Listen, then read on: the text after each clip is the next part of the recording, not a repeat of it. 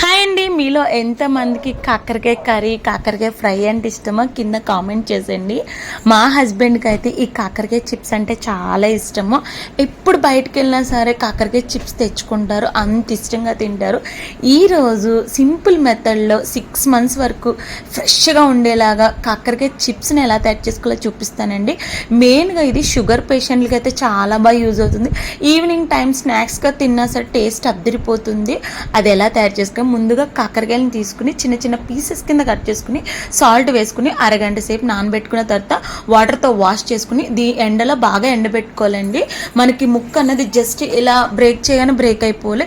తర్వాత అలా ఎండిన ముక్కల్ని కళాయిలో కొంచెం ఆయిల్ వేసుకుని కొంచెం వేగిన తర్వాత పసుపు కారం వేసుకుని కట్టేసిన అనగా కారం వేసుకుని దించేసుకుంటే చిప్స్ అయితే అద్దిరిపోతుంది. పప్పు చారులోకి, పచ్చి పులుసు, పెరుగు చారులోకి చాలా బాగుంటుంది. నచ్చితే డెఫినెట్గా